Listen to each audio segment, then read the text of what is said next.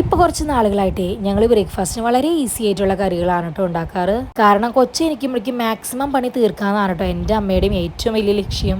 അവൻ എണീറ്റ് കഴിഞ്ഞാൽ ചില ദിവസങ്ങളിൽ നല്ല മൂടായിരിക്കും, ചില ദിവസങ്ങളിൽ അത്ര നല്ല മൂടായിരിക്കില്ല. അതിലേറ്റവും സിമ്പിളായിട്ട് ഞങ്ങൾ ഉണ്ടാക്കുന്ന ഒരു കറിയാണ് കേട്ടോ ഈ വെജ് കുറുമ. ആവശ്യമായിട്ടുള്ള വെജിറ്റബിൾസ് നമ്മുടെ സവോളയും പച്ചമുളകും ഉപ്പും മഞ്ഞപ്പൊടി ഇട്ട് വേവിക്കുക. അരപ്പിന് തേങ്ങയിലോട്ട് കുറച്ച് പെരിഞ്ചീരകം കൂടി ഒഴിക്കുക.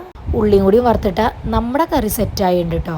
ഇന്ന് രാവിലെയാണ് ഞങ്ങൾ ജിമ്മിൽ പോകുന്നത്. അപ്പോൾ ജിമ്മിൽ പോണേക്കാളും മുന്നേ മാമ്പഴ പുളിശ്ശേരി ഉണ്ടാക്കാമെന്ന് വിചാരിച്ചു. കുറച്ചധികം മാങ്ങ കിട്ടിയപ്പോൾ മാങ്ങ ഫ്രീസ് ചെയ്ത് വെച്ചിട്ടുണ്ടായിരുന്നു. അപ്പോൾ അതെടുത്തിട്ട് കുറച്ച് മാമ്പഴ പുളിശ്ശേരി വെക്കാമെന്ന് വിചാരിച്ചു.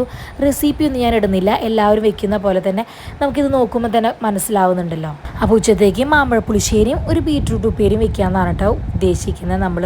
നമ്മൾ തലേ ദിവസം തന്നെ അമ്മയും ഞാനും കൂടെ മീൽ പ്ലാനിങ് ഒക്കെ നടത്തിയിട്ടുണ്ടാവും കേട്ടോ, ഇന്നത് വെക്കാം എന്നുള്ളത്.